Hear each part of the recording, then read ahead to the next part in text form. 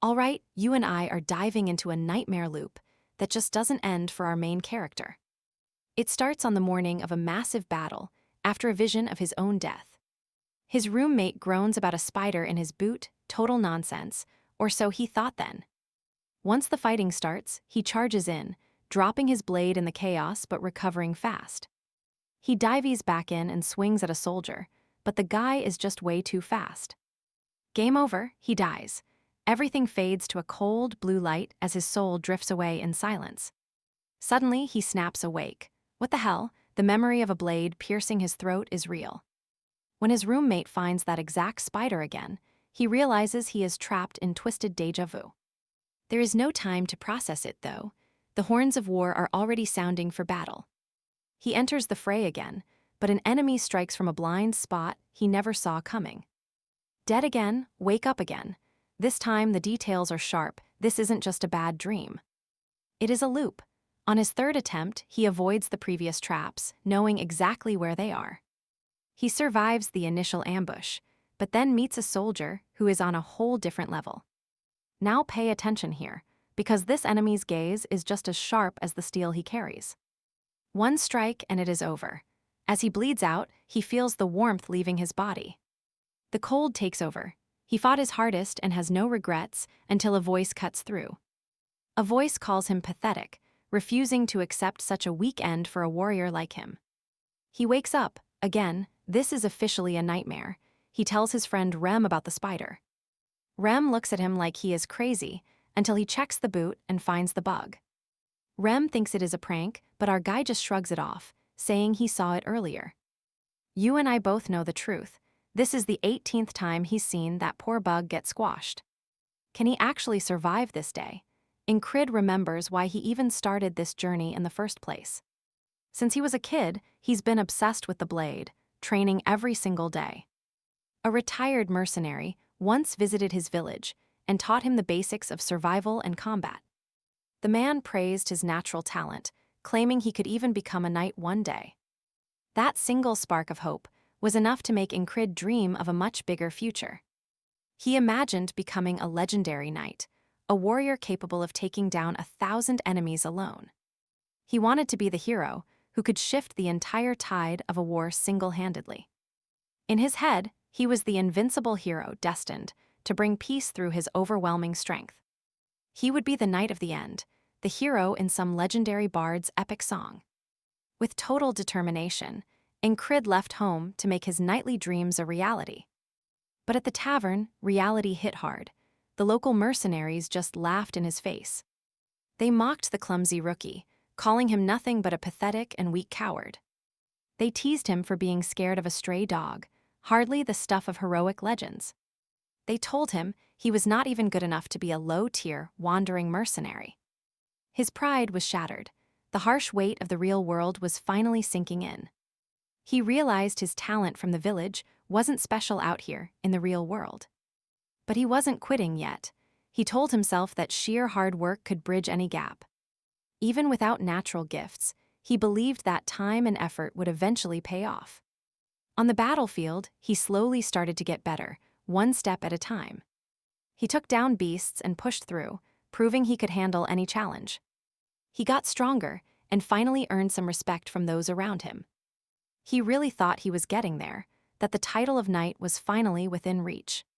But that hope shattered during a real fight when he was disarmed by a kid. And so, you and I watch as his dreams start fading in this tiny village. Stick with me, you're about to witness one kid's fight against a genius. That guy is weak, the 12-year-old scoffed after only 6 months. Enkrid had spent 10 years swinging a sword until his palms were ruined. He realized a decade of his sweat was worth less than a prodigy. It felt like all his effort was useless. Was his dream just a lie? He still refused to quit. Over time, Enkrid kept chasing his knightly dream. Everyone looked down on him, calling his goal impossible, but he didn't care. He believed that by sleeping and eating less than everyone else around him, and swinging his sword forever, he would finally achieve the impossible one day. During his lonely training, that old tree was his only true companion. He figured if he couldn't be a knight, he'd be a veteran soldier. He kept training, his heart fueled by nothing but pure, bitter spite. Now, 3 years later in Divine Cyprus, the military structure was strictly divided. 4 companies, 4 platoons, and 4 squads. Enkrid was leading a second squad. This was the highest rank he'd reached after years of blood and sweat. Still, serving the kingdom was way better than being a nameless, wandering mercenary. That's when he turned to talk to Jackson, who was trailing behind him. "What's the deal?" Jackson asked, as Enkrid ordered him to start morning rotations. Jackson just scoffed and told him to pay up later. Han called him a bastard. "That guy looks like a wild cat, especially with that glare he's giving you." Enkrid then turned to Han, asking if he was going to pressure him again. He was talking about the beast's heart technique he was desperate to master. Han asked, "Didn't you quit that already?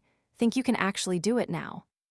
They head to training, and here's the part where everything starts getting crazy. This sparring match between Nili and Aspen, this was exactly where he died. The exact moment that forced him to relive this same day repeatedly. He'd learned the beast's heart from Han across every single life he lived. Yet, he still couldn't predict that blade that always ended in his throat. He was determined. Today was the day he'd finally survive. His platoon moved. They headed to the battlefield for the 21st time in this scenario. Watch closely now, because he's memorized every single moment of this bloody cycle. He dodges a spear from the blind side and counters the next blow perfectly. He clears the path, remembering a soldier from another squad who's about to die. Enkrid moves fast to protect him, knowing exactly how he died last time. But death is still hunting him. Another enemy strikes from the shadows behind. Enkrid reacts instantly, cutting down the assassin before his ally can be touched. He thinks he's finally done it, but even with the block, things go wrong. The first arrow missed, but the man still fell, one objective down. Now for the final part, killing the man who's murdered him 20 times. The enemy finishes off another soldier and turns his cold gaze toward Enkrid. Every single loop, it always comes back to a showdown with this monster. Inevitably, the killer starts walking toward Enkrid, closing the distance between them. This man has pierced his neck 20 times, but today things will change. And trust me, you and I are about to see if he finally survives. He remembers Rem's warning, you always close your eyes when things get dangerous. All right, you and I are about to watch Enkrid face death with zero room for error. Once again, Enkrid freezes and closes his eyes, but his master's voice echoes out. Close your eyes on the battlefield and you are dead instantly. You have to be brave, never let yourself be intimidated. You need to transform into a heartless savage. Beast who does not know death, Enkrid stares back with a gaze just as feral and murderous as the killer standing right in front of him. This time, he locks his eyes on the sword tip. A beast knows no death. Was he afraid? No. In this loop, death was only making him stronger than before. He finally moves, barely deflecting the blade from his throat and surviving the impossible. Now watch this. Adrenaline surges as his heart hammers against his ribs like a drum. After 20 attempts, Enkrid finally dodges, but as he moves to counterattack, feeling a rush of hope, the enemy suddenly shifts his grip midair. The sword flies straight for Enkrid's neck. This marks his 21st failed attempt. He dodges the first strike, but the second one hits home. He is back with Karen. The fairy tells him he is trapped in an endless day of agony and despair. He suggests giving up, telling Enkrid to just get on the boat and find peaceful oblivion. Even while broken on the ground, Enkrid refuses. He wakes up again. On his 22nd attempt, he prepares to challenge the Reaper one more time. Return to the war. By attempt 33, the man's sword finally becomes clear. He vows to move before the blade can even touch his skin this time. But during the counter, he is slaughtered again. He failed by a mere fraction. The cold steel grazes his neck as he falls, his pendant rolling across the dirt. He remembers his old mercenary days, taking on dangerous jobs to hunt down monsters. You saw that pendant, right? He did not have to help that poor village.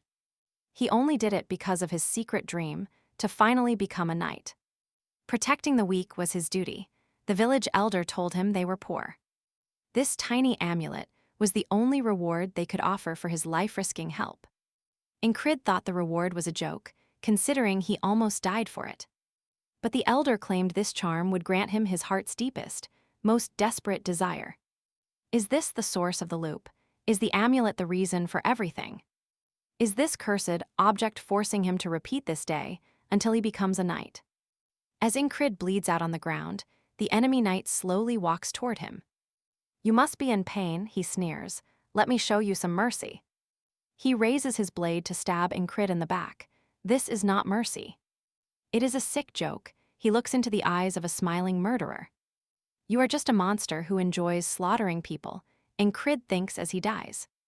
Once more he wakes up, the same day, the same starting point. He confronts Rem, who has just stuffed a literal bug into his boot. What are you doing? Why start the day with these stupid, annoying tricks? His master tells him to shut up and learn the beast's heart.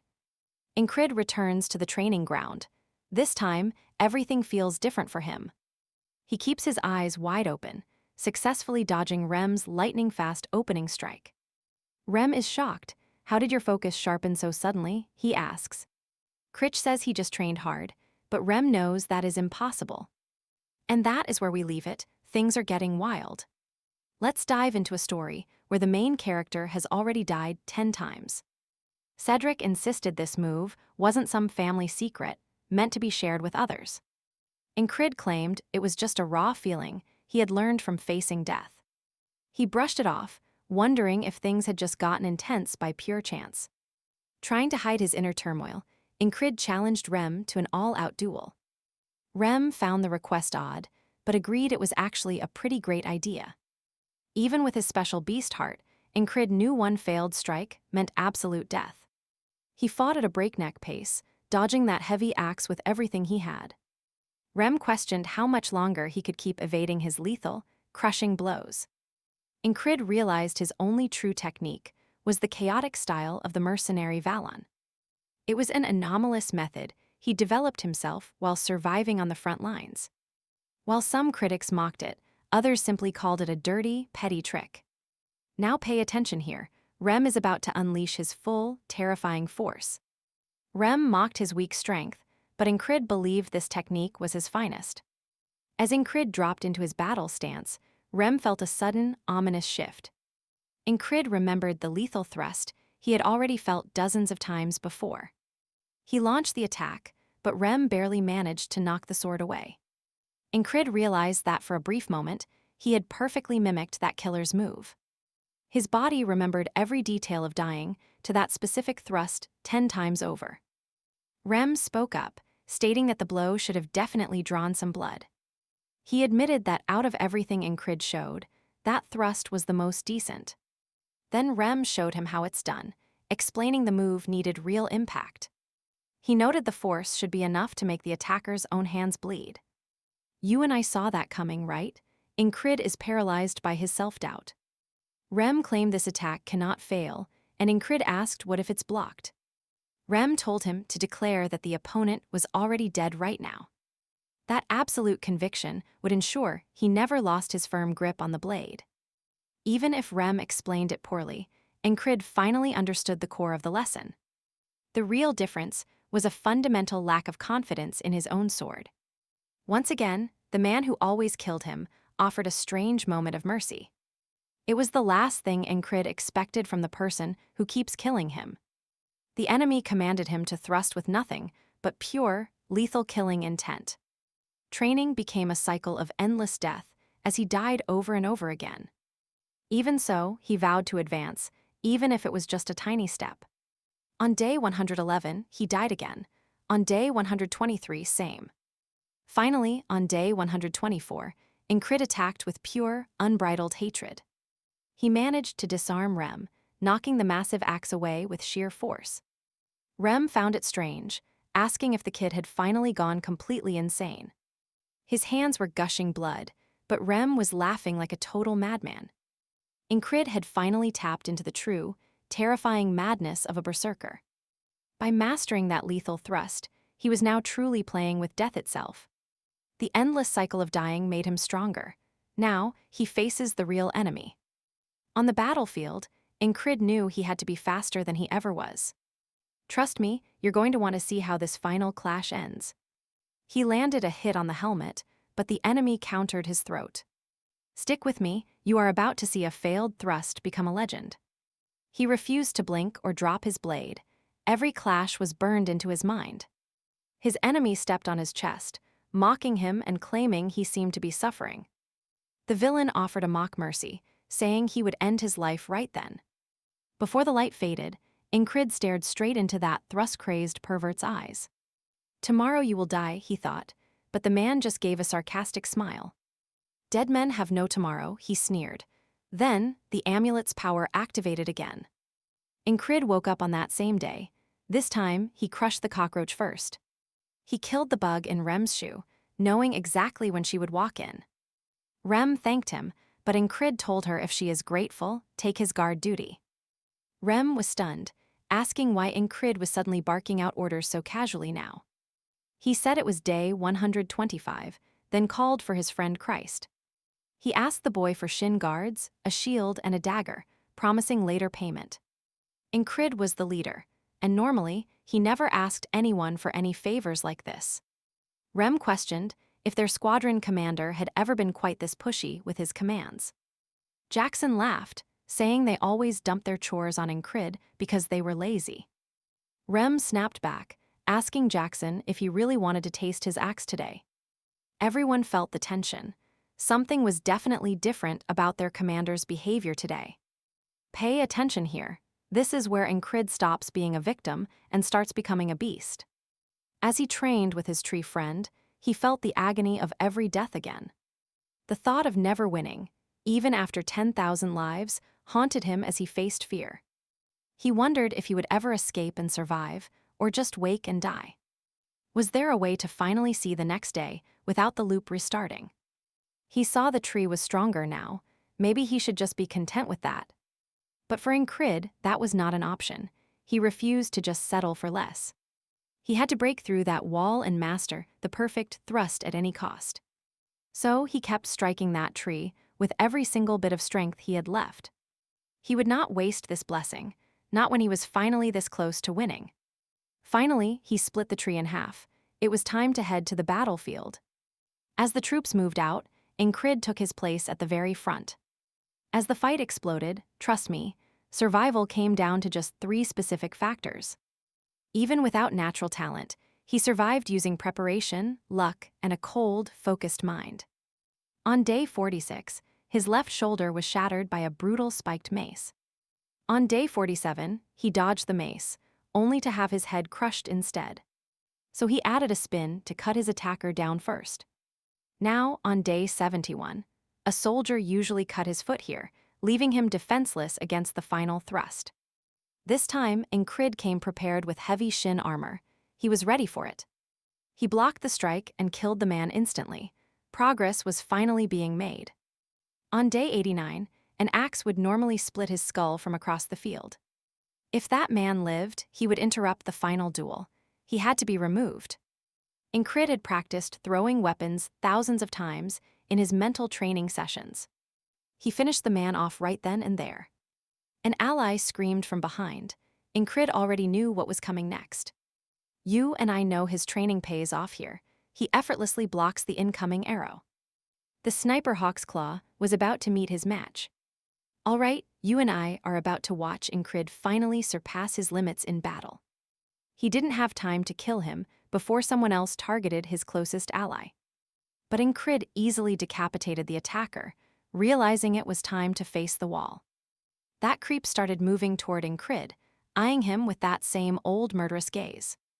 They stared each other down like psychopaths, but Enkrid was no longer that weak kid. They stood face to face. When the man attacked, Enkrid successfully defended with his shield. He knew that just dodging and thrusting wouldn't give him any real chance at victory.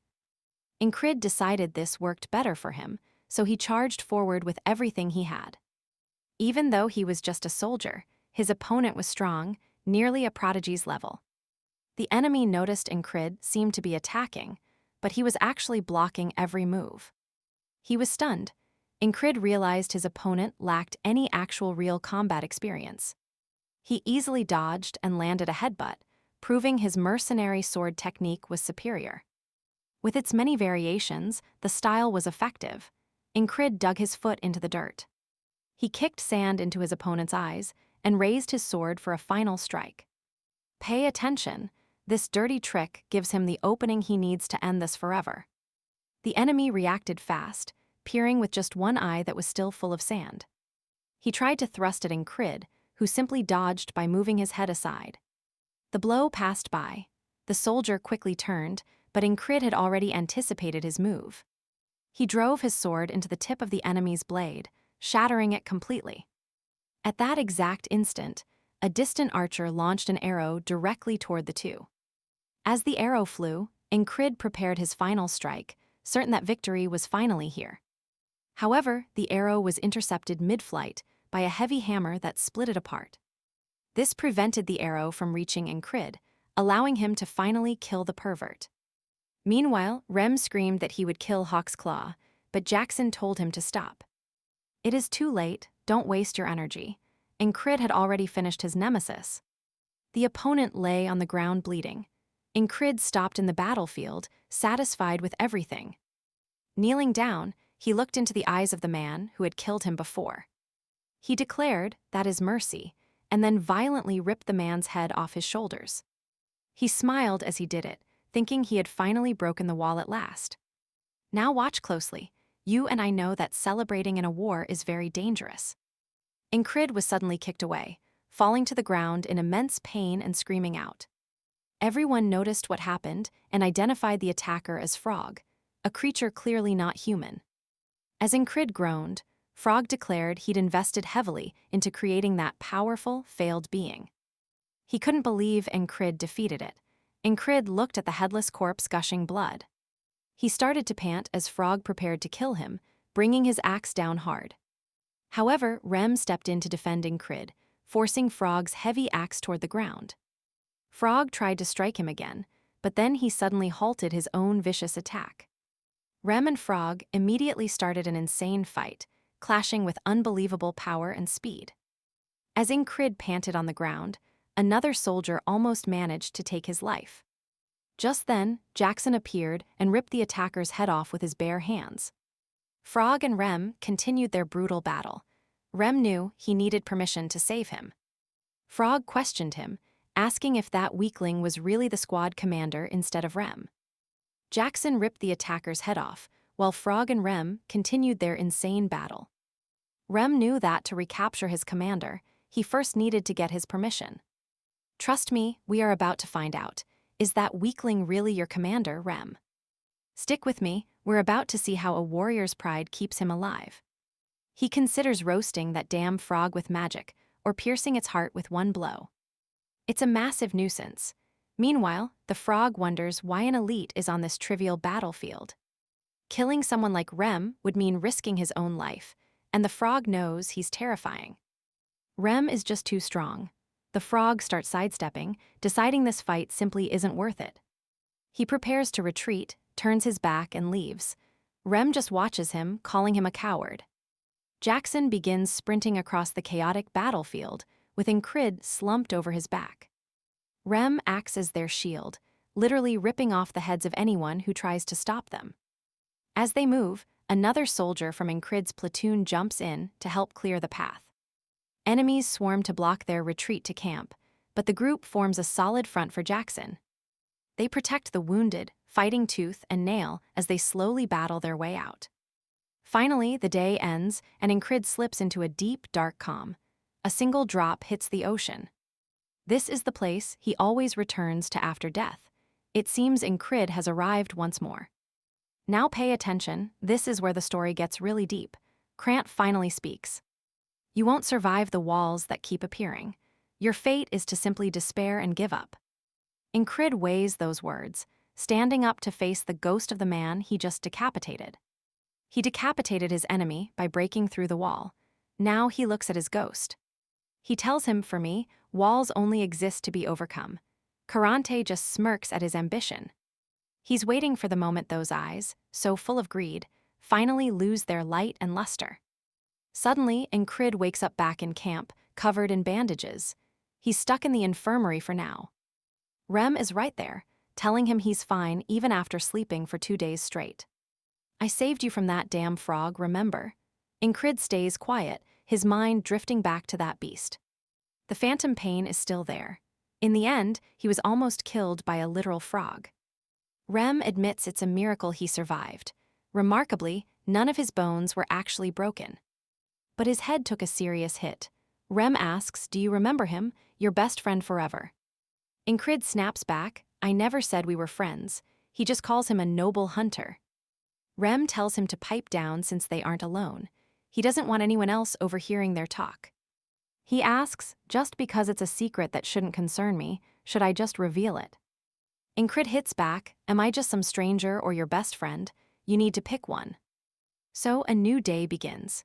Enkrid survived against all odds, but the trouble isn't over yet. Pause for a second. We knew Christ was greedy, but this is next level. Enkrid was already wondering why a low-tier soldier like him was lucky enough to get specialized care. Usually, guys like him are just left to rot, but somehow he ended up in the infirmary. Then he remembers Christ was missing during the entire battle. Typical, nowhere to be found. There's nothing left to say. Christ jokingly offers him a discount, now he only pays double. What a bargain, right? By the afternoon, Jackson pays a visit to Enkrid's bedside. Enkrid looks at him, "What's wrong? If you've got something to say, just spit it out already." Jackson tosses him a jar. "Use this twice a day, every day. Don't ask where I got it." Enkrid recognizes it immediately. It's the same ointment Jackson always uses. That's actually pretty surprising. He always hated sharing his personal stuff. Meanwhile, Alden shows up to check on him too. Enkrid just tries to send him away. "Look, I'm not dead yet, so stop hovering over me." He questions their whole plan to take turns watching him after they spent so long ignoring him. They were busy doing whatever they wanted before. Now he wonders if they're actually worried. "Are you guys actually concerned, or just waiting for me to fall asleep?" Suddenly, Ragnar walks in. Asking why the vibe is so weird. Trust me, it gets even crazier. Stick with me, you and I are about to witness some intense barracks drama. No way Ragnar is worried. That scoundrel doesn't care. Besides Enkrid, others are here. 2 other soldiers are in the infirmary. One is a familiar platoon commander. They used to fight together. The other soldier is a total mystery to Enkrid. This nameless guy just sits there, eyes blank, staring into the empty space. He looks like a low-rank rookie. Enkrid wonders how he got in here. As he watches the room, a new person arrives. Someone very unusual enters. This is no ordinary human. Apparently, she is a high-ranking noble elf. She asks for the commander of the 44th Squadron with total authority. Enkrid is doubtful. Then that annoying commander who hates him speaks up. "Is it a fairy?" he asks. The elf commander turns her cold gaze toward him. She demands to know his group. He claims he is the Vengeance commander. She asks if his unit forgot to teach him respect for his superiors. Now pay attention. This elf is not someone you want to mess with. He apologizes quickly.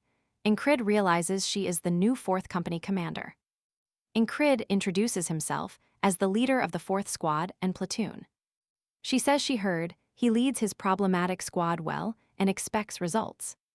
Enkrid wonders if she came all this way just to give him a compliment. Then she stops and asks the mysterious young man for his name. The boy gets confused. He quietly replies that his name is Krang. Enkrid wonders if Krang just made that up. His attitude is pretty bad. He acts tough even in front of the commander. It is a bold move. She asks if he is a noble, then just leaves. Enkrid is baffled. That night, Enkrid feels his strength returning. Most of the pain is gone. He thinks he should start training again. Vengeance asks where he is going. Enkrid says he is heading to the training area. Vengeance calls him an idiot. He mocks Enkrid for acting tough, but Krang silently watches him leave. Enkrid raises his sword. He needs to visualize the past battle once more. You and I are about to see how a true warrior prepares himself. He recalls an expensive method he learned long ago. It was worth every penny. He thinks about that final lunge. What if that desperate move had failed? Putting all his eggs in one basket was a massive risk. He knows it. If that attack missed, he would be dead. He needs a better secondary plan. He needs a follow-up move. Suddenly, someone says he is training in pain. Enkrid is startled. Krang is sitting right there, watching him in the dark. Krang says Enkrid's hands were twitching back in the barracks like a madman. Enkrid was just training his grip. He says he is replicating the battle. Krang asks why. Enkrid says it is so he is never caught off guard. Krang asks if he can become someone great while just trying to survive. Enkrid understands. He realizes Krang has a dream that people laugh at. Enkrid is simulating the fight. Krang asks why he is even doing that. He wants to be ready. Krang asks what happens if he is never caught. Can you really become someone legendary while also trying to protect your life? Enkrid gets it. Krang has a dream that makes everyone else just laugh. People mock him, and as Enkrid looks up, we know things are getting wild. Stick with me, you and I are about to see a hero reach for a dream already realized. A dream he never stopped chasing. He raises his sword, determined to be a knight. Krang thought to himself that he'd forgotten how to laugh, then remembered a memory. Watching closely, he finally understood exactly what he had to do in this moment. He simply stood up and walked away, leaving Enkrid feeling like something was new. Kung turned back, saying if he ever becomes a knight, remember my name. Calling him a friend, Enkrid realized this was the first real support he'd felt. Meanwhile, the soldiers sang loudly while checking over their heavy combat equipment.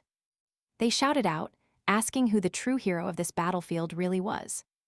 Back in the infirmary, Enkrid couldn't stand the man's constant complaining anymore.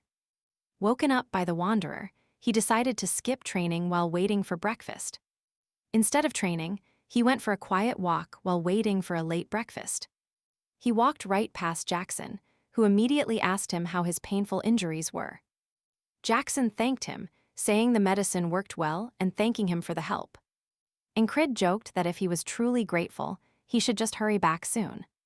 As night fell in the infirmary, Krang wished Enkrid a very peaceful, good night. Enkrid wished his friend a good night back, thinking all he did was sleep. The grumpy man nearby told them both to shut up and stop talking nonsense. Enkrid closed his eyes, feeling like the entire day had been a total waste. Now pay attention, here's where the morning starts feeling like a nightmare loop. He wondered why the Wanderer kept returning if he was supposed to be moving. The annoying commander started shouting about the breakfast being late once again. It was too loud, exactly like the day before. Then, he finally realized something. Sensing something was wrong, he stood up and headed out for another quiet walk. Once again, Jackson appeared and asked about his wounds in the same way. The medicine worked exactly like yesterday. Enkrid knew something was terribly wrong. It was yesterday all over again. Then Karanti warned him about the coming wall. Enkrid realized he had actually died in his sleep without even knowing it. This death felt more desperate than being stabbed. He felt completely humiliated and angry. But the shame only fueled his fire. He saw this as a brand new challenge. I know what you're thinking, who's the killer? Enkrid's wondering the same thing. The enemy needed to slip past every defense just to reach his bed. That was possible for a knight, but he considered that very unlikely here. It had to be a hidden assassin, hiding in plain sight among them. Someone who knew the medical tents and could hide their presence completely. He remembered the woman whose direct gaze had filled him with pure fear. Her silent feet and perfect stealth were made for an act of assassination. He realized she had only visited earlier to scout out his location beforehand. Imagining her every move, he felt he needed to confirm his dark suspicions. There was only one entrance to the tents. He just had to wait. If he shouted and woke the soldiers the moment she appeared, it'd end. He waited for the assassin, but death arrived before he saw the attack. A poison needle pierced his neck. He never even saw the killer enter. And just like that, he's dead, trust me. You and I need to see what's next. All right, stick with me, because our main character is about to enter the ultimate death loop. Stick with me, we're diving into a cycle of poison and death. He realized the others, Captain Vengeance and young Krang, were also fading away.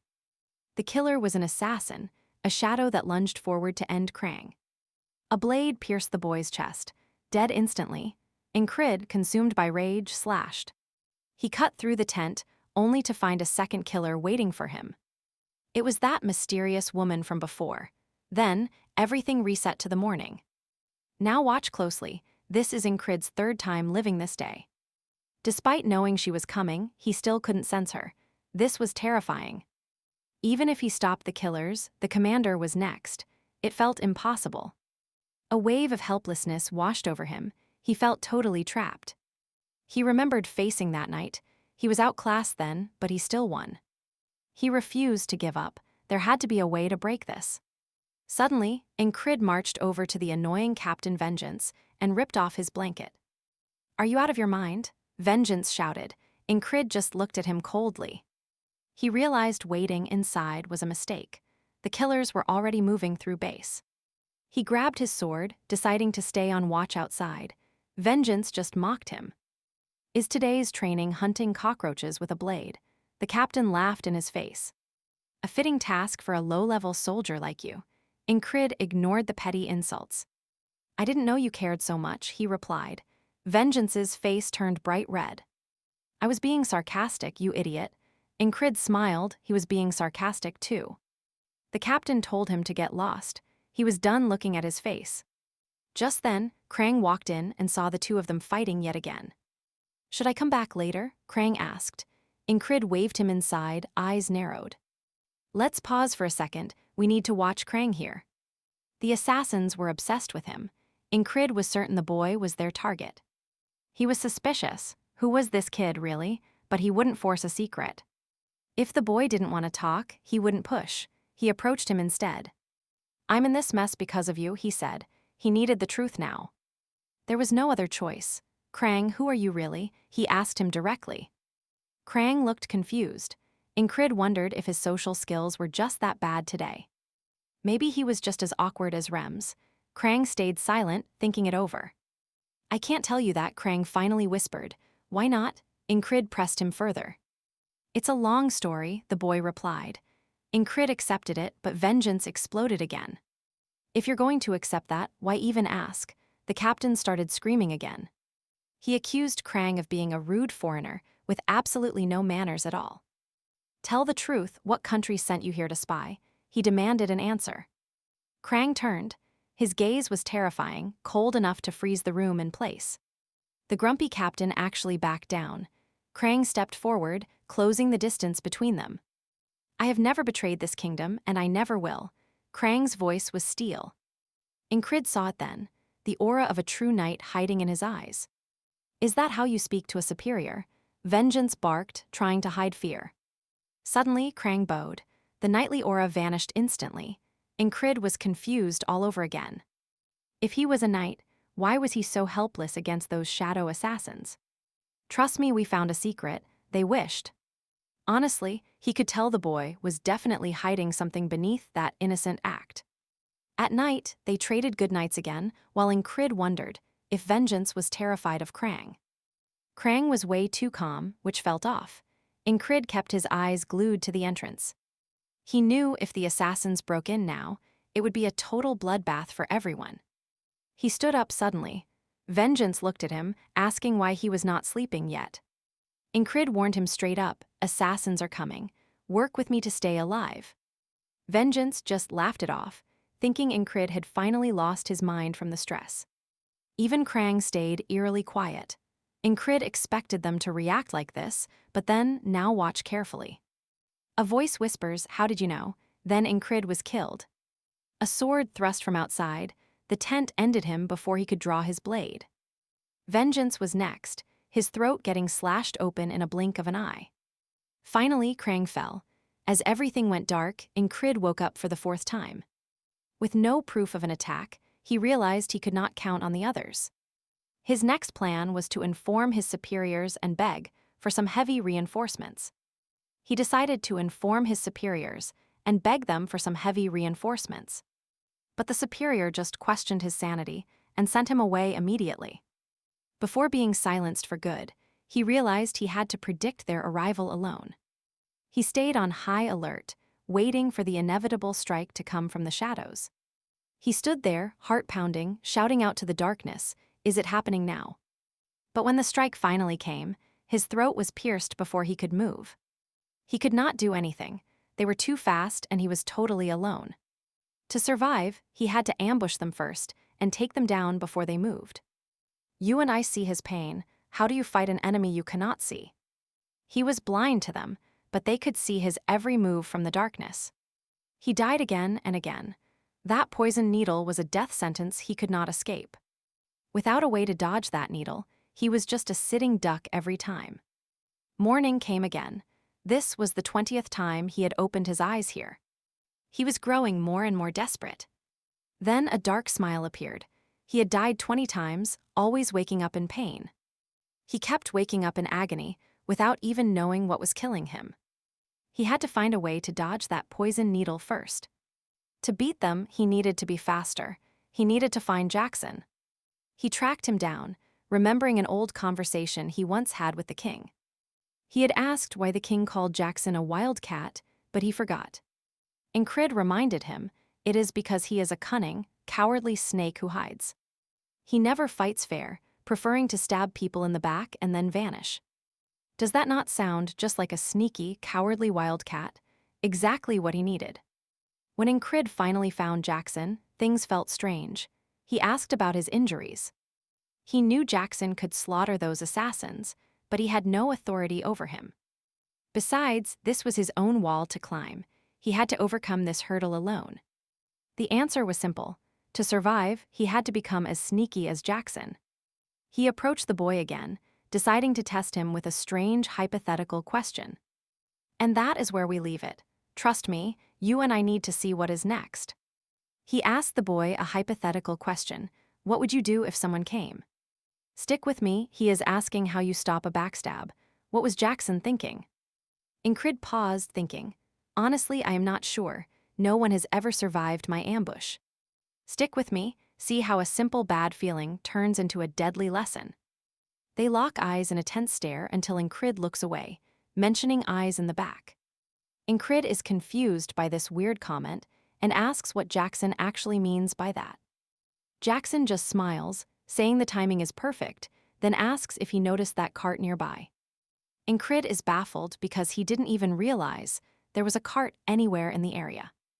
Jackson points behind the tents. Seeing it, Enkrid wonders how he spotted it from so far. Does this guy really have eyes in the back of his head? Enkrid can't believe it. Suddenly, Jackson gives a sharp warning. He says everything is about to go completely wrong. The cart suddenly collapses, proving him right. Shocked, Enkrid asks if he's some kind of prophet. Are you a prophet? He snaps back that Enkrid's been with barbarians too long. Stop provoking me. After scolding him, Enkrid demands to know how he saw it coming. It's all about sound. Jackson heard a tiny creak coming from the wagon's heavy axle. If you truly listen to your surroundings, you can predict exactly what's coming next. Enkrid is stunned. He didn't hear a thing, not even the wagon approaching their position. Jackson explains that you don't actually need your eyes to perceive the world around you. He tells him to keep practicing, to sharpen his senses and learn to isolate specific sounds. That's actually a great explanation, Enkrid thinks, especially since Jackson is usually way too lazy. Jackson admits his laziness, but says teaching is better than being followed all day. It seems our squad leader just won't give up, no matter how hard things get. Day and night, Enkrid feels like he's hitting his second wall in this brutal training. And this wall is even worse because it takes the form of a merciless death. He knows his only chance to survive is to finally sense his invisible attackers. He focuses on irregular spaces, the patrol's footsteps, and the crackle of the burning torches. Pay attention here. The assassin is closing in, and our hero is desperately hunting for him. He strains to hear any trace of that bastard, searching for where he might be hiding. He catches the sound of someone jumping outside, but a needle already pierces his neck. Another failure. The next day, he realizes he hasn't taken a single step forward yet. But his body remembers everything, the heart, the thrust, and every single lesson learned.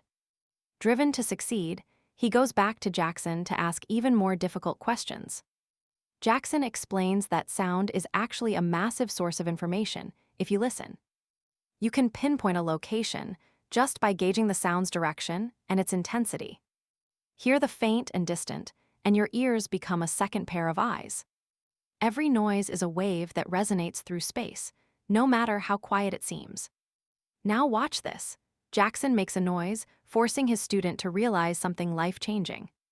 He explains that even in a sea of mixed noise, you can isolate one wave. Enkrid starts hearing everyone around him, observing and trying to identify every single unique sound. There are just too many mixed noises. He needs to capture one intertwined wave.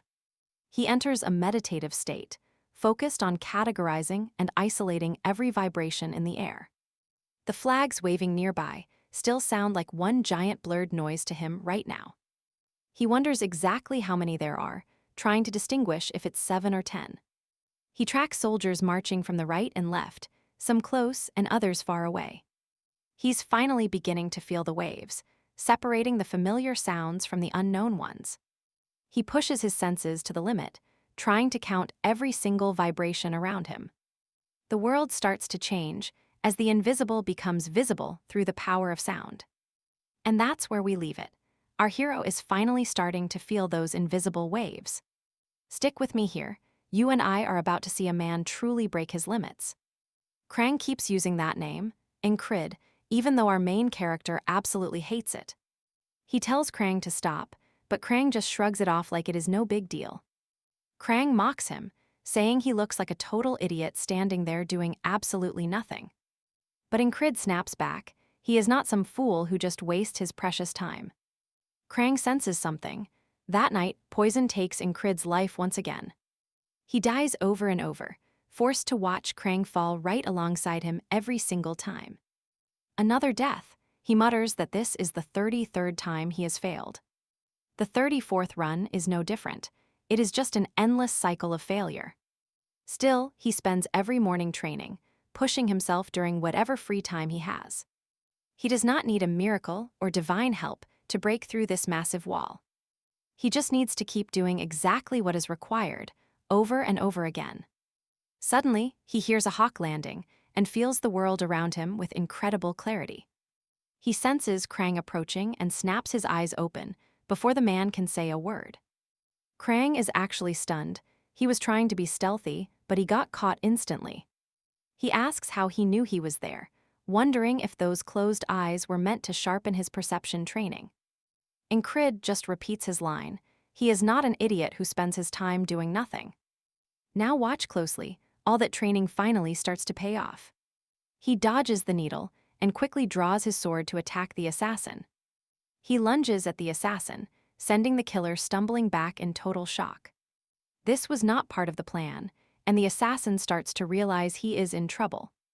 Enkrid realizes this killer is no longer some faceless force of death he cannot beat. He can finally look death in the eye and read every move on the battlefield. Turns out his troop is actually formidable, especially with Rem being so incredibly strong. Plus, Enkrid has finally mastered that second eye technique he learned from Jackson. The assassin gets desperate, screaming and lunging at him like a cornered, cursed rat.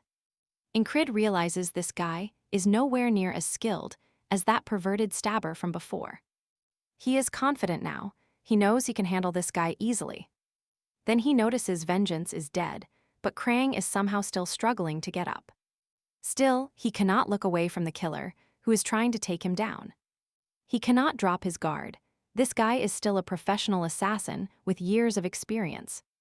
He dodges the first strike, but a second thrown knife slices right across his chest. The assassin keeps pressing, but suddenly a sword slashes right through the tent wall. You and I did not see this coming. The ferry company commander just burst in. Enkrid thinks he has to strike her first, or he is definitely going to die. As he lunges, the assassin asks about his guard and throws a volley of spikes. The spikes fly toward Krang too, who desperately tries to shield himself. Enkrid keeps pushing forward, but the commander suddenly leaps right over his head. She whips off her cloak, using it to block every single spike aimed at Krang. Enkrid is shocked. He thought she was an enemy, but she is actually protecting them. Whatever her reasons are, he realizes this is the perfect opening to finish his fight. He goes all out, pouring everything into one final strike against the assassin. He slams into the assassin's blade, but the killer manages to parry the lethal blow. With no other options left, the assassin quickly retreats and disappears into the shadows.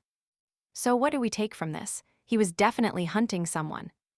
All right, you and I are jumping right into a standoff, where Enkrid finally connects the dots. Enkrid asks why anyone would hire an elite assassin just to take down a nobody like him. The fairy smirks, praising his quick wit while her hand slowly moves toward the hilt of her blade.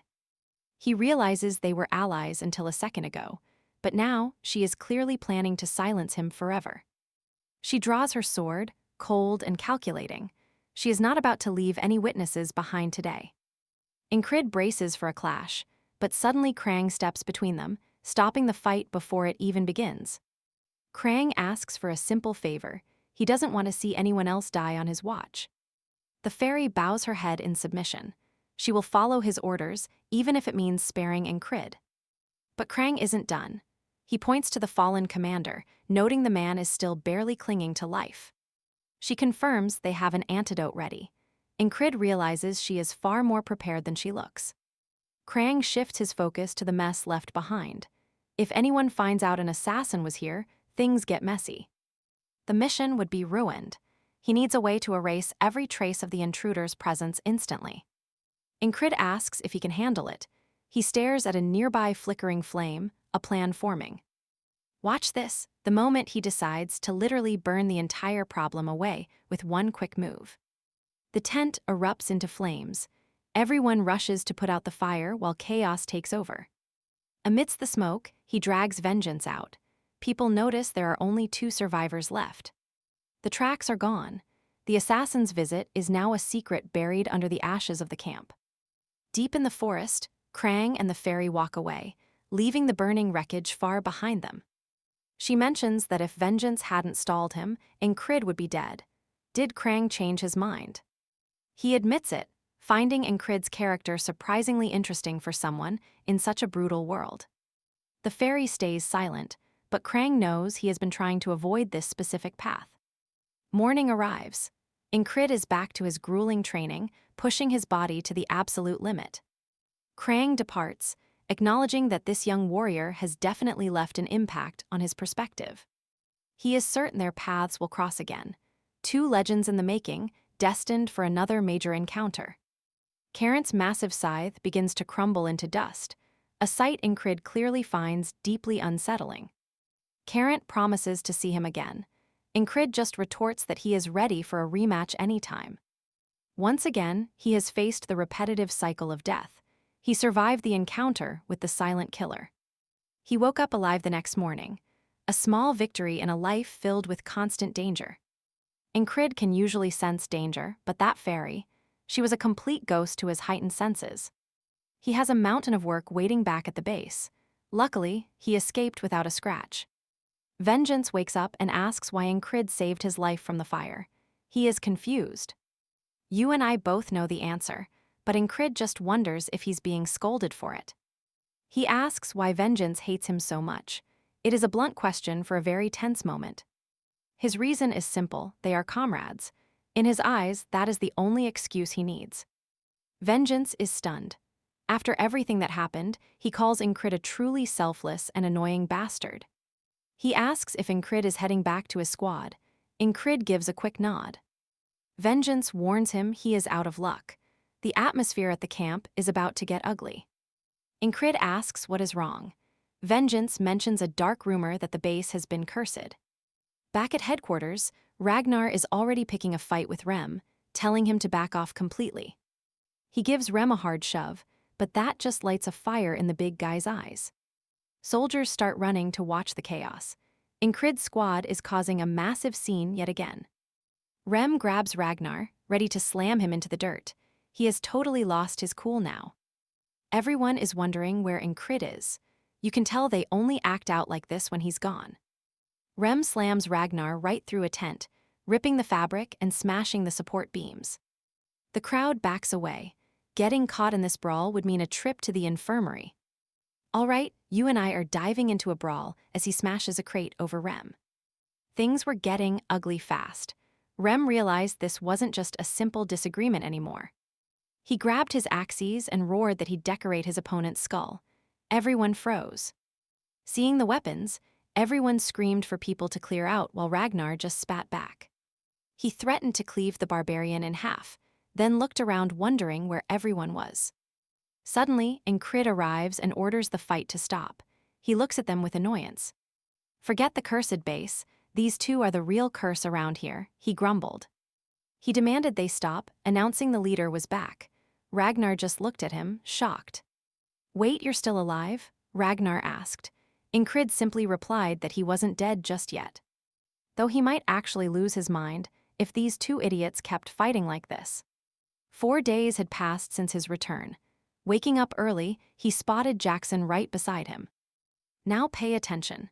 Jackson was sneaking away when he saw Enkrid was already awake. Jackson asked if he was up, and Enkrid was planning to train anyway. Jackson mentioned that Enkrid was a new recruit, but he was a fantastic listener. I've been practicing, Enkrid replied. Jackson encouraged him to keep up the hard work. It would pay off. Battles were rare now, especially with the cold winter approaching. Enkrid used this downtime to train hard, smashing out some intense one-handed pull-ups. As others greeted him, Enkrid noticed Alden training nearby during his morning session. He was doing push-ups under a massive stone. It was a beastly sight to behold. Midrep, Alden asked Enkrid if he was back, noting how busy the kid stayed. He dropped the stone. That's good, Alden said, but a well-trained body is its own weapon. He said you should withstand a frog's kick, then laughed at Enkrid's current state. Calling him a scrawny chicken, he teased that Enkrid was still way too skinny. Enkrid replied that Alden was just excessively massive, but promised to keep trying. Alden added that the training method mentioned earlier would be extremely effective for him. Suddenly, Rem's shouting echoed as he literally kicked Ragnar right out of his bed. Rem yelled that it was his turn for duty, but Ragnar was still half asleep. Ragnar dragged himself up and grabbed his sword, ready to strike, but Rem didn't move. You and I saw this coming, right? Enkrid arrived asking if they were fighting again. He just wanted a break, while Alden noted that violence never really solved anything. Rem snapped back that Ragnar deserved to starve. Enkrid told Ragnar to get moving. If it is your turn to work, then get to the kitchen and start cooking. Ragnar agreed, and though Rem kept provoking them, Enkrid completely ignored the bait. He told Rem to stop and asked if he was just bored and looking for trouble. Rem asked if he noticed that the lack of action was making everyone totally restless. Enkrid told him not to take it out on others and challenged Rem to a match. As they clashed, Enkrid started to regret his choice. Rem told him to take hits better. Rem tossed his axe upward, trying to catch Enkrid off guard with a sudden strike. Enkrid almost lost his sword and realized he needed to maintain his beast-heart composure. As the axe swung toward him, Enkrid defended himself with total calm. He focused on the one move he had practiced hundreds of times before. The lunge. He nearly landed the hit, but Rem dodged with insane agility and speed. Rem grabbed Enkrid by the collar and slammed him hard into the dirt. I expected more from you, especially after all that improvement lately, Rem scoffed. And trust me, you and I can see that Rem is definitely not impressed yet.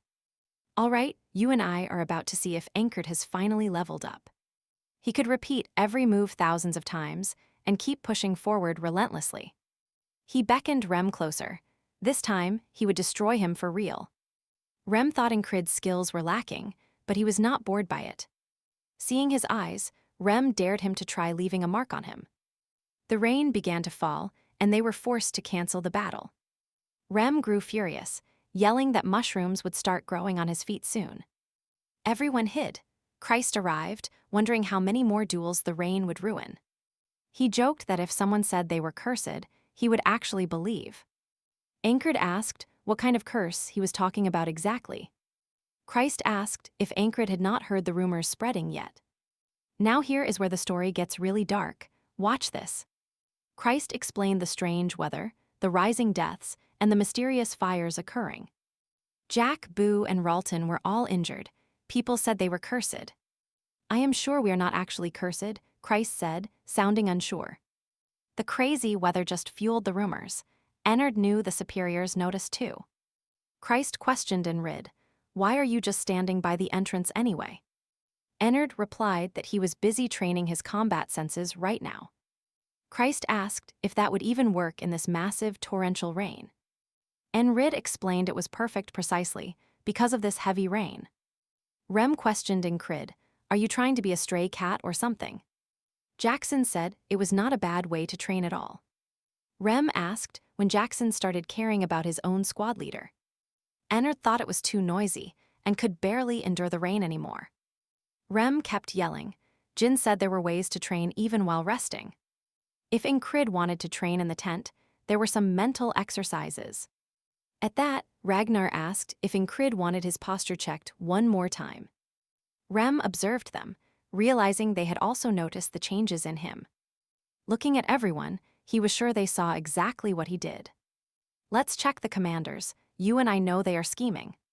They were instructed to keep their soldiers in check before the next escort. The leaders asked if anyone had suggestions to fill the empty gaps.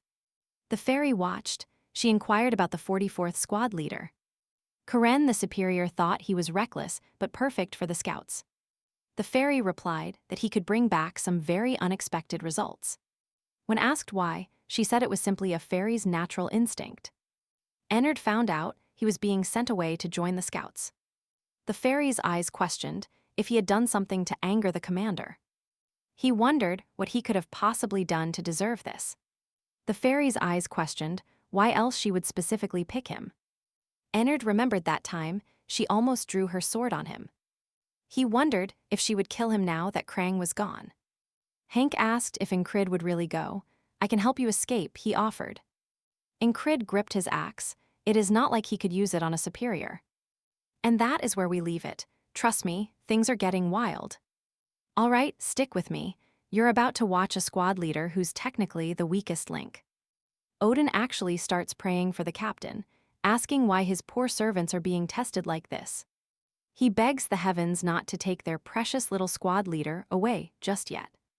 Enkrid's wondering what's wrong with these guys when Ragnar suddenly steps up to take his place. Enkrid just shakes his head. Maybe others could go, but definitely not Ragnar. Everyone knew Ragnar was a loose cannon who'd probably just get lost. Jackson asks if Enkrid was assigned to scout the tall grass fields today. He tells him to listen for every tiny rustle, because sound is your first warning of an ambush. Rem is absolutely losing it. He hates that sneaky bastard trying to act like a teacher. He's tired of Jackson pushing those weird techniques on everyone again. Enkrid realizes that without him around, nobody's going to stop these guys from fighting. Watch this, he's actually worried about leaving his own crazy men behind. Deep down, he knows he's the only one who can handle this specific task. Because of his low skills, he'd been bounced from squad to squad for years. The only place he fit in was with these absolute lunatics who brawl every day. As leader of the Soviet squad, he's the one who has to play peacemaker. He calls for a truce, standing right between their drawn blades without blinking. Rem just stares at him, wondering if their leader is incredibly brave or just plain stupid. Jackson tells Rem he should be thanking Enkrid for stopping another hole in his heart. Rem fires back that Jackson's head would have hit the dirt first. Enkrid knows these bastards are insanely talented. The team can't afford to lose fighters like them. But compared to them, he feels like his own combat power isn't a huge loss. He stops the negative thoughts, though, because he knows exactly where he stands right now. As he heads out with the scouts, he decides to use this time to sharpen his senses. Heading to the front lines is the perfect chance to practice while on the move. Suddenly, a scout notices Enkrid walking with his eyes shut and shouts at him to focus. Enkrid's confused, but the man reminds him that ranks don't matter here. He says they might both be squad leaders, but he's the one in charge of this mission. This guy is Andrew Gardner, and he's clearly got a huge ego. Andrew's friends start laughing, asking if Enkrid really thinks he can keep up with them. You feel that too. They're just mocking him for leading a squad of exiles. They even mock him, wondering if he even knows how to hold a sword. Andrew acts all high and mighty, saying he'll try not to hurt the poor guy. He calls Enkrid a gnome, claiming the squad only works because of the other members. Then Andrew starts screaming that they'll crush the skulls of any enemies they find. The whole scout team cheers him on, but Enkrid is just facepalming. He's wondering if these idiots even know what the word reconnaissance means.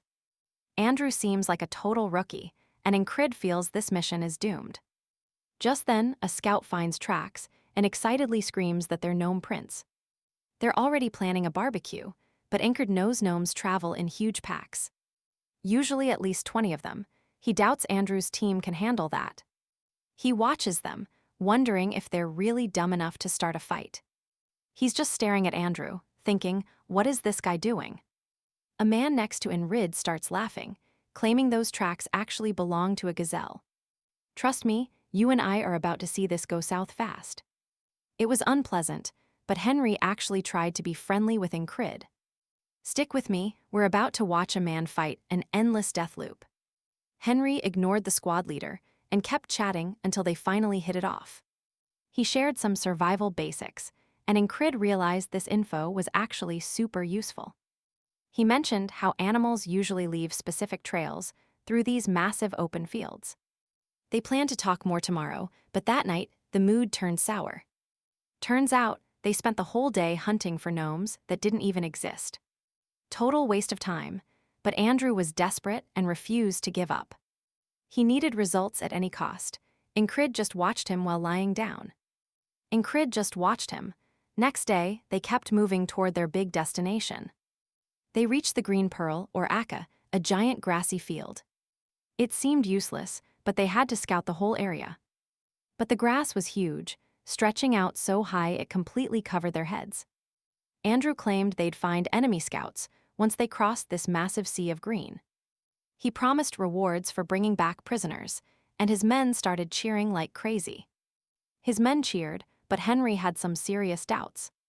He asked if they really had to enter that massive field. Enkrid just followed the squad leader's lead and moved forward with the group. Enkrid knew crossing this tall grass would be a total nightmare for them. He hoped Andrew would quit, but the leader just kept pushing deeper and deeper. Strangely, Andrew wasn't even complaining. He seemed dead serious about this mission. Henry noticed something weird: 0 animal droppings anywhere in the area. He realized this was a huge problem. No animals in a place with plenty of food. That usually means a massive predator is nearby, scaring everything else away. Now watch closely. Enkrid just heard some paws that definitely aren't human. It startled him. He looked over and saw a beast sprinting right toward them. As it glared at them, Enkrid screamed for everyone to hit the dirt. Andrew yelled that the enemy was here and ordered everyone to run for their lives. Suddenly, a group of enemies armed with crossbows opened fire on the squad. Several soldiers were hit instantly. Enkrid tried to escape, but was quickly getting cornered. He knew those crossbows could nail him from a distance, even while he was running. He heard the click of a trigger and remembered Jackson's unique listening technique. It worked. He managed to dodge the first bolt by a hair's breadth. But with all the screaming and chaos, he couldn't track the other sounds anymore. The technique was only delaying the inevitable. Targeted from every angle, he was doomed. Arrows pierced him brutally until he died right there in that field. You and I saw that coming, right? Time for another attempt in the fields. Back in the field, Enkrid tried to warn Andrew, but the leader just got angry. They weren't listening. He had to find a way alone. The ambush hit again. Enkrid tried to bolt in a different direction. But the enemies caught him again, piercing him from every single side. He wasn't worried. He knew he could just keep trying new ways to survive. He had infinite do-overs on his side, but he kept dying over and over. 20 crossbowmen to the east riddled him with bolts in his next attempt. He headed north next. Trust me, you and I haven't seen anything yet. All right, you and I are about to watch our main character get killed by spearmen again. Every night the loop resets. He just keeps dying, his heart rotting with pure hatred. He realizes there is no hiding.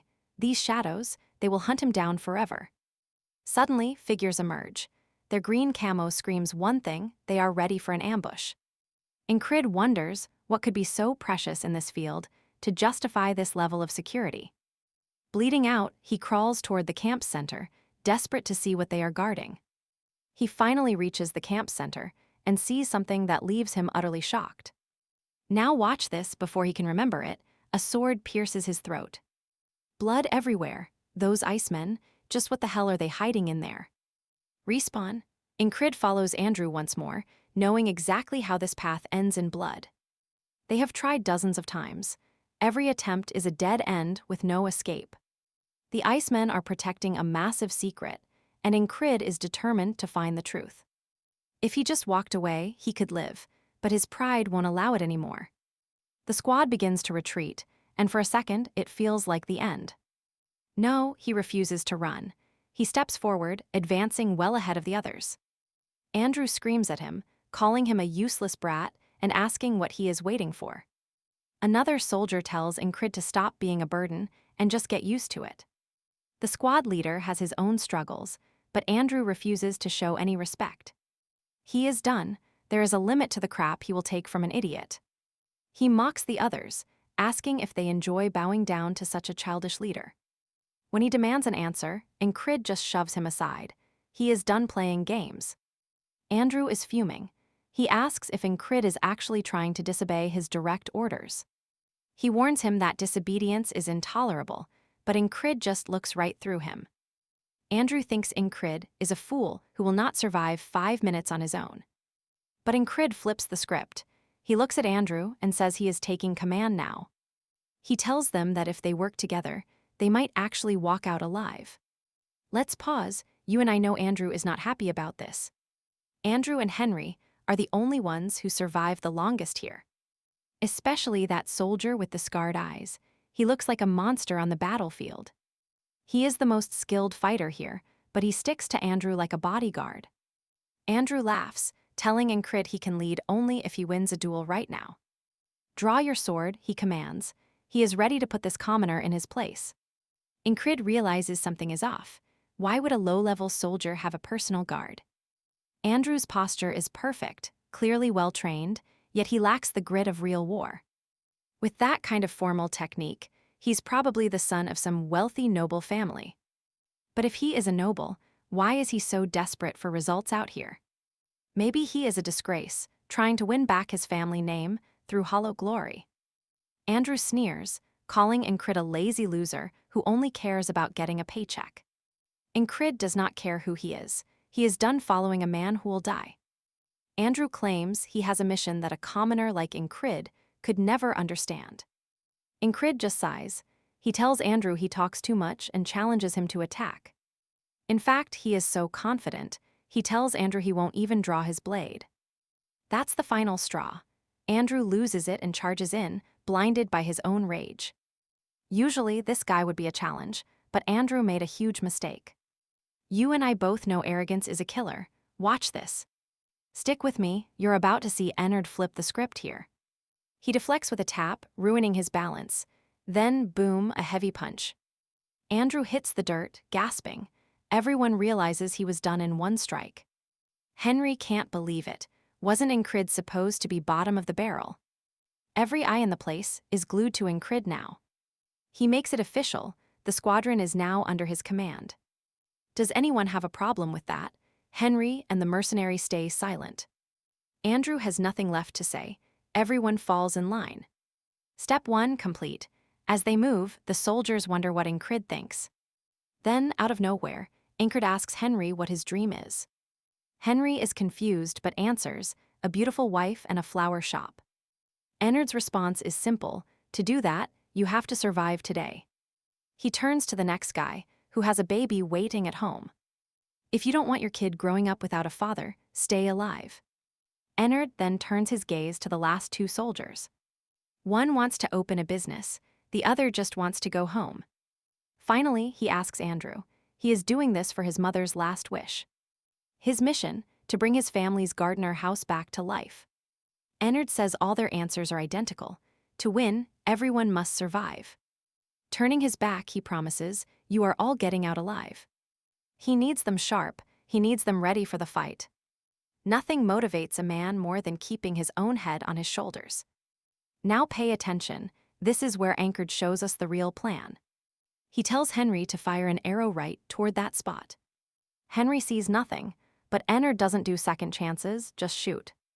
Henry fires, and a hidden enemy soldier drops dead instantly. The ambush is blown, the team is stunned by the reveal. Enkrid calls Andrew to flank him. Andrew obeys without question. Fighting with the advantage changes everything. Another enemy falls. His plan, find them first, strike them before they strike you. Enkrid tracks them closely. The enemies are losing their minds. Kill them all, they scream, but Andrew silences the loudmouth first. Take advantage of the chaos. Cut their numbers down while they're scrambling. Suddenly, an enemy appears behind Andrew. It is almost over. Enkrid keeps Andrew close. He knows the bodyguard will follow suit. Sure enough, the bodyguard swings. The enemy's head is gone instantly. One swift move, the threat is handled like it was nothing. You see that?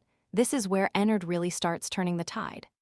He keeps moving, tearing through the remaining enemy ranks. 12 enemies started this. Now, only 8 are still standing. The survivors scream for help. Chaos has completely taken over. They will die one by one. The squad regroups for more. Enkrid gives the order, don't leave a single one alive. In this tall grass, it is hard to see. It's a slaughterhouse. And trust me, you and I are just getting started here. All right, you and I are watching as the puma creates the perfect distraction for Enkrid. A soldier gets startled by the beast, and while he is annoyed and trying to kill it, Enkrid strikes.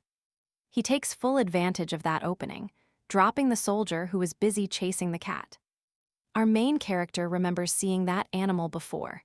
Back then, it was actually the reason they got caught. But this time, the tables have turned. The enemies are way too focused on the hunt to notice them. The ambush is a total success because the soldiers never saw it coming. Things are looking up. Thanks to Enkrid's skills, the unit is actually surviving. Henry shouts that everyone has been dealt with.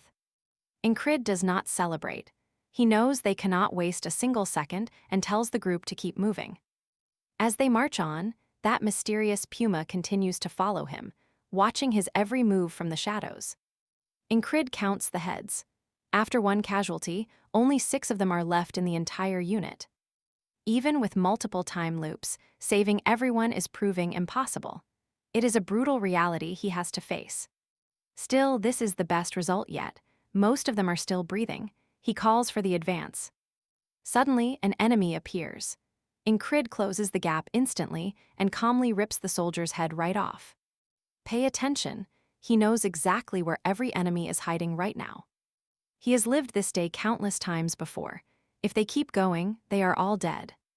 30 crossbowmen are waiting to wipe them out. Enkrid orders them to turn right immediately. The spearmen who kept hunting them in previous lives are next on the list. They have to go fast.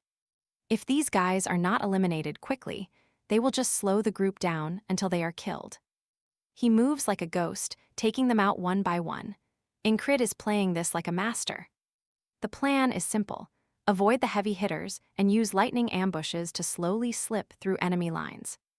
Even Andrew is stepping up, doing a solid job cutting down anyone who gets in their way. But the bodyguard is getting nervous. He thinks Andrew is overextending and that they will get lost at night. He insists they find the exit while there is still light. They cannot afford to be stuck in the dark. Enkrid ignores the complaint and orders them forward. He has got a specific path in mind. The guard is losing it. He asks why they are going even deeper into the heart of the danger. Enkrid calmly replies that he knows what he is doing. This is the right way, and he is not arguing. He demands the guard follow him without question. Both Henry and Andrew are stunned by his sheer confidence. The guard snaps. He puts a sword to Enkrid's throat and warns him that he is not following him to death. He is willing to kill the main character just to find his own way out alive. Things just got intense. Enkrid does not blink. He reminds the guard that there is absolutely no going back for any of them. After all the noise they have made, the path behind them is already swarming with enemy soldiers. He stares the man down and asks if he is really going to stop following him now. Enkrid makes it clear he wants to survive just as much as they do. You and I see Andrew noticing that Enkrid is different than he first thought. Everyone thought he would be a loser like his father, who wasted the family fortune and gave up. But looking at him now, Andrew realizes just how wrong he was about this man. In fact, Enkrid reminds him of his mother's final words. She wanted him to be a true leader. She hoped that even if the family fell, he would become someone who people naturally wanted to follow. A leader who earns trust just by being there, someone who could rebuild their legacy from nothing. That is the kind of man Andrew always dreamed of becoming, and he sees that spark in Enkrid. Enkrid looks the bodyguard right in the eye and commands him to trust him. They are getting out alive. He promises they will make it. Andrew realizes that this man is truly someone who paves the way. This is the moment of truth. Andrew looks at Enkrid and finally calls him captain. Trust me, you will love this. Andrew looks him in the eye and calls him captain. Andrew trusts him completely. The guard tries to speak, but Andrew says he is the captain now. Stick with me, the squad finally decided to follow their brand new captain. The bodyguard noticed that Enkrid had truly become a different person now. He told them to stay low and wait for his signal before moving. The first step to escaping was simple: take the initiative and find them. They had to strike first to break through the enemy's tight encirclement. But the second step was complicated as they crept through the heavy brush. Moving low, they watched a forest of spears pass right by their heads. This was the critical gap he found after dying dozens of times before. Everyone was terrified, but they kept their mouths shut and stayed silent. Even Enkrid felt a chill of terror at this exact moment and place. If they timed this right, they could slip past without a direct fight. Pay attention here, because one wrong move and they are all dead meat. While the others sweated in fear, Enkrid navigated using only his ears. They stayed low together as the tension reached a heart-pounding peak. Everything was going to plan. Now it was time for the final step. As the sun dipped away, darkness became the squad's only real ally. His reason for leading them into this field was finally becoming clear. "We're here," Enkrid whispered, leaving Henry in a state of absolute shock. The squad realized with horror that they had walked straight into the camp. The Aspen soldiers were killing everyone just to keep their secrets buried. They were hiding something here that the world wasn't supposed to know. In the middle of the base stood a monument surrounded by skeletal remains. A shredded flag flapped hauntingly in the wind above the piles of bones. Stick with me, because what happens next is a massive gamble for everyone. He urged them forward, confident that a way out would eventually appear. Creeping past the tents, the soldiers wondered if he would burn it down. The bodyguard hissed, "Are you crazy? We'll be surrounded and slaughtered in seconds." Enkrid didn't blink. He just calmly asked for the bodyguard's actual name. "Call me Mac," he replied, and Enkrid warned him against any more disobedience. Mac tried to complain, but Andrew shut him up and followed Enkrid closely. Frustrated and confused, Mac kept pace while doubting this whole insane plan. He grumbled that they'd never escape with the moon hidden behind the clouds. But in a situation like this, they had to trust their squad leader. Enkrid suddenly used his blade to slice open the side of a tent. The squad watched, wondering if he was just cutting a path straight through. To their complete surprise, the tent was entirely empty of any enemy soldiers. They found it strange and wondered how Enkrid knew exactly where to go. Without a word, Enkrid pushed forward at full speed through the base. It looked reckless, yet somehow they hadn't crossed paths with anyone yet. How was it possible to be unnoticed in the middle of an army? Enkrid signaled for them to stop and wait silently in the shadows. He had successfully infiltrated this camp dozens of times in his past. He remembered touching that flag once and getting the whole camp's attention. Then he was instantly killed. This was what those Aspen soldiers were hiding. Trust me, you and I won't believe how this objective changes everything. Stick with me, you and I are about to watch this whole mission catch fire and burn. Mac starts wondering if Enkrid already knew exactly where that flag was hidden. He figured the commander had leaked the info since she was the one marking targets. There had to be a reason. Enkrid knew those soldiers would prioritize protecting their flag. Those Aspen troops would be way too distracted to worry about anything else. Max suspected Enkrid only took command of the squad for some secret personal mission. But honestly, that was still just a guess on his part for now. Enkrid tells them they will flee once the chaos hits. He splits them into two teams. One group acts as bait to lure the enemy out, while the others start the fire. Max steps up and says he will join the bait team himself. Enkrid is skeptical. This guy had been complaining nonstop until this very moment. Suddenly he is being cooperative. Whatever, it is better for the mission if he helps out. Enkrid has led raids into this camp countless times before. But this was the first time he had actual backup with him, and it felt right. He had a great feeling about today, believing he would finally succeed here. Now pay attention, because this is where the chaos truly begins. Mac takes point, leading the charge and drawing every single enemy arrow toward himself. Enkrid grabs a flame from a candelabra, declaring he is heading toward the morning. But as he grabs the fire, a man suddenly appears and strikes with a lethal blade. The strike slices through the metal stand, knocking the flame right out of his hand. Enkrid didn't even hear him move. Now they're standing face to face. The stranger looms over him as Enkrid scrambles to draw his own weapon. You and I saw this coming, right? A secret boss appearing in a loop is never good news. The man's presence is overwhelming. He is standing there like a mountain of pure steel. Enkrid asks where such a monster came from. The man just calls him a worm. Enkrid smiles. They're late. That's when the guy notices the tent beside him is burning. Screams of fire erupt through the camp as they finally realize they've been infiltrated. Enkrid's team makes a break for it, carrying a glowing incendiary artifact. The powerful stranger screams for his men to focus on putting the fire out first. Mac has the main force distracted, leaving Enkrid to deal with the rest alone. Andrew's fire is spreading. All Enkrid needs to do now is escape. But his body acts on its own. Instead of running, Enkrid steps forward. He focuses on his footing, preparing a lethal lunge at the man. He kicks off the dirt, using every ounce of power to propel himself forward. This hit has to land. He puts everything into this one single strike. But the man's reflexes are insane. He barely moves his eyes and evades it completely. Enkrid whizzes past him, missing entirely. The shock hits him like a physical blow. The man counters instantly. A sharp pain flares in Enkrid's side, making him limp in agony. His opponent stays perfectly calm. It is like he barely even tried to fight back. Enkrid stares back, knowing that was the most perfect lunge he had ever executed. The man calls him weak.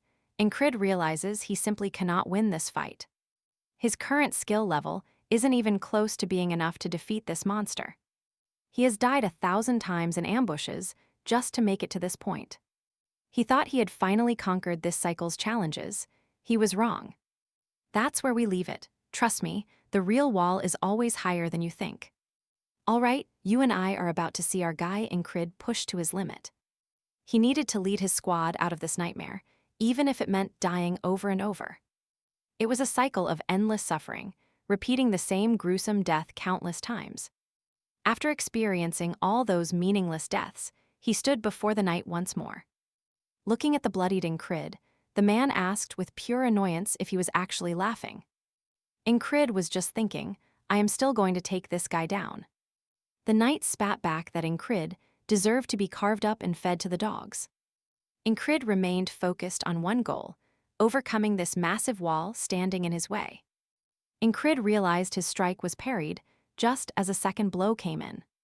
He saw the follow-up coming and barely managed to dodge the devastating strike in time. But the master knight kept up the pressure, unleashing a relentless sequence of strikes. Enkrid was stunned when the blade came from above, nearly catching him completely off guard.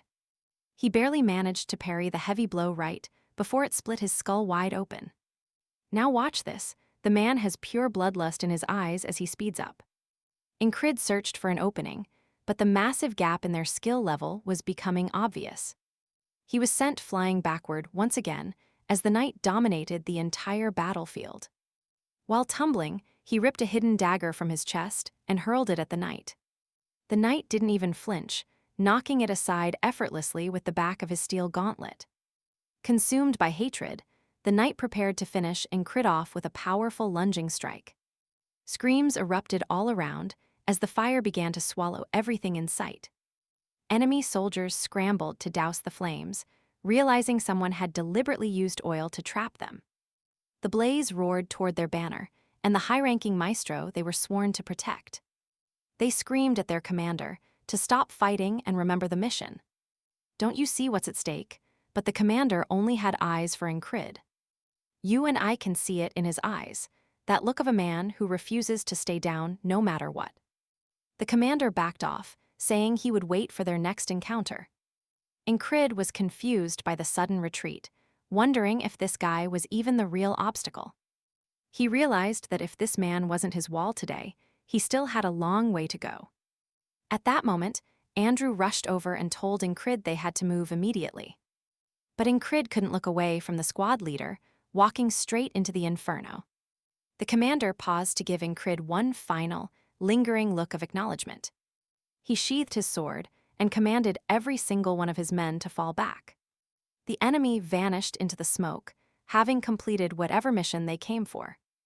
As they ran, Enkrid realized one of his men was gone. Only 5 of them survived. Mac asked if that was it, wondering if they were going to be pursued further. Probably not, Enkrid replied while keeping his eyes on the horizon. He noticed Henry was falling behind, clearly struggling with a nasty wound on his arm. Soldiers were screaming behind them, telling the others not to let the group escape alive. Without saying a word, Enkrid, Mac, and Andrew turned around to face the incoming threats. The 3 of them began an absolute slaughter. Enkrid yelled for the others to keep moving and never look back once. Carrying Henry, he explained they wouldn't be followed through the dangerous snake-field habitat. His friend pointed out that it also made their own escape nearly impossible. But Henry whispered that he knew a secret hunter path through the field. Trust me, you and I will follow his lead.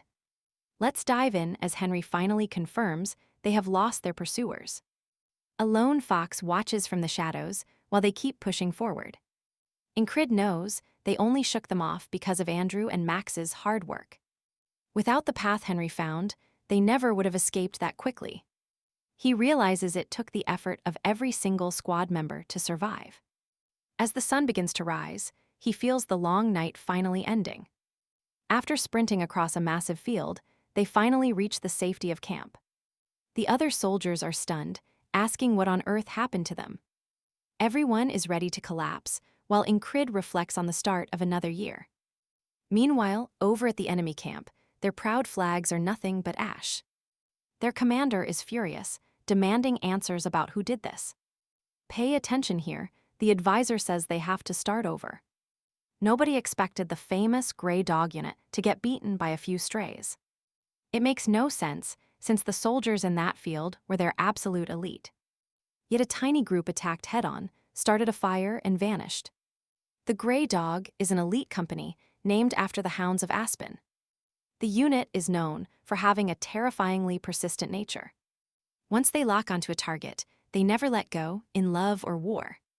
Because of this obsession, people call them the persistent lovers. The commander turns to the man who fought Enkrid, asking about his strength. He specifically asks the platoon commander if the opponent was actually powerful. He scoffs, claiming he would have killed Enkrid if not for the fire. The Grey Dog commander thinks luck is its own skill, but he disagrees. He growls that a fluke-like that will never happen again. Back at camp, Enkrid is frustrated he could not overcome the wall before him. You and I know these two are destined to clash again very soon. The rival vows to kill him, while Enkrid plans to surpass him. It seems the persistent lovers have officially chosen their next victim. Elsewhere, Rem is tossing his axe in a tent, dying of pure boredom. He wonders why the squad leader has not returned from the scouting mission yet. Catching his axe, he bluntly wonders if the rookie finally kicked the bucket.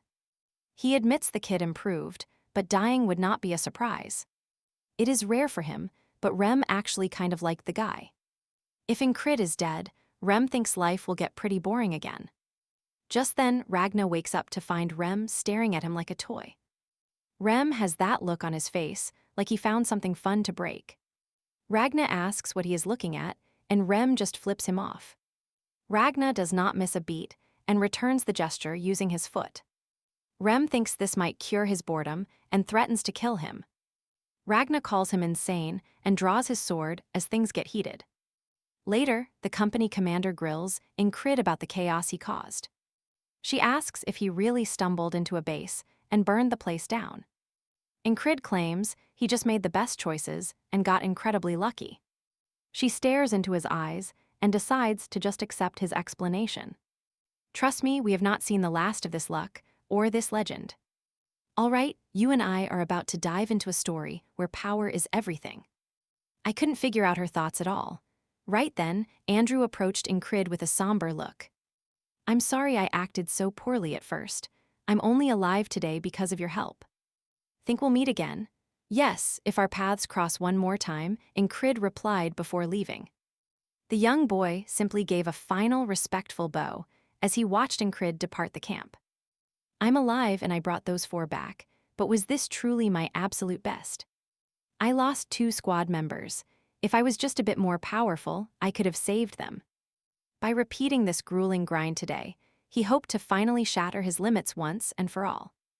Eventually, his desperate struggle would pay off and help him achieve his goal of becoming a knight. He used every single day as a stepping stone to avoid repeating the failures of his past. He needed to become much stronger just to make sure he never had to repeat that same day again. Returning to his company, he heard people shouting about those crazy guys being at it again.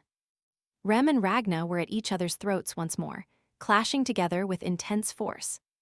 Rem was clearly excited about the exchange, and Ragna seemed just as fired up as him. I have never seen those looks on their faces, even though we have trained together countless times. Someone commented that they weren't even human anymore, looking more like wild animals in a brawl. They continued to clash with every ounce of strength they had in their bodies. Now here is where it gets interesting. Pay attention to this game-changing realization. I need to set my priorities straight. First, I'll make them show those expressions to me. I want to see those savage looks on their faces when they are finally facing off against me. Mid-fight, Ragna ended up glancing aside, finally noticing the squad leader standing right there. You have to tell us when you're back. Why are you hiding like a cat again? What exactly are they looking at? If they're not going to fight, they should just get lost. Ragna noticed that Enkrid was hurt, but the leader just brushed it off as nothing important. It's just a minor scratch, he said, then immediately turned his attention toward Rem's technique. When you blocked Ragna's heavy attack just a moment ago, it was good, but Rem cut him off. You are starting with that nonsense again. Just go wash up and get some rest already. He tried to offer Ragna feedback too, but the man just played dumb and walked away. Ragna didn't say a single word and simply walked away from the conversation without looking back. He clearly had something on his mind, but Enkrid figured he would speak when he was ready. Sometime later, Enkrid learned that the commander heard about the ambush and was moving the battalion. After hearing about the enemy ambush, the unit moved closer to the tall grass field area. His wounds were healing significantly during the long journey toward their next camp location. You and I both know that grind never stops for someone this driven. Even at night, he was getting prepared for more sessions, much to Christ's utter surprise. You are going out again tomorrow. Why don't you just get some rest for once? I'll only be out for a moment, Enkrid replied, dismissive of the concern for his health. You are training without being healed. Keep this up and you'll drop dead soon, Rem warned. Even Ragna could tell that something was seriously off with the way Enkrid was acting lately. By the next morning, a soldier spotted the squad leader already deep in his training again. The soldier thought, I am good with a sword. Getting stronger was never a difficult task. I had a chance to become a knight, but the whole thing just felt far too tedious. I have no reason to be a knight, so why waste my time and energy on it? He had completely lost his sense of purpose and just stayed frozen in place. And honestly, seeing him training while nursing that wound really makes you think. Stick with me, you and I are about to witness a master class in swordplay. Enner was doing it all wrong, and needed to learn from the very beginning. All those shortcuts Enkrid used were just masking his totally broken foundations. Training was useless because his poor base skills made it impossible to get stronger. Still, Ragnar wondered why Enkrid pushed himself until his body literally gave out. Looking at Enkrid, he questioned why he went to such painful extremes. Enkrid gave a simple answer. He just wanted to become truly powerful. Ragnar pushed further, asking what Enkrid would do once he actually had strength. Enkrid said he would be a knight, but Ragnar just laughed it off. He asked if being a fighter really meant that much to Enkrid. But Enkrid's dream was different. He wanted to decide his own path. He wanted to be a knight who protects the poor and raises his sword for those he loves.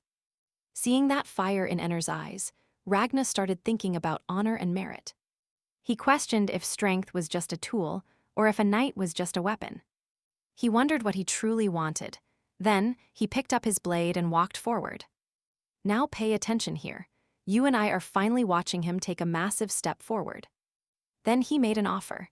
Did Enkrid want to learn how to really fight? Hearing that, Enkrid shouted that he absolutely wanted to learn from him. Ragnar immediately regretted it because his own laziness was already starting to kick in. But looking at the sparkle in the boy's eyes, he figured this could be fun. He promised himself that teaching Enkrid might actually make things very interesting. He explained that the barbarian taught him the instinct and the heart of the beast. You need to forget everything except that raw heart and the perfect thrust. Enkrid was shocked. Did he even have to forget his mercenary sword techniques? Ragnar was dead serious. If you don't abandon your old ways, you will definitely fail at learning anything new. You'll just fall back into those bad habits even if you learn a new style. If that happens, just give up now or choose to forget every single thing. But check this out. You and I both know Enkrid is not one to back down. He was ready to start from scratch. Ragnar was surprised by his dedication. Enkrid asked where to begin. Ragnar realized this kid was anything but normal.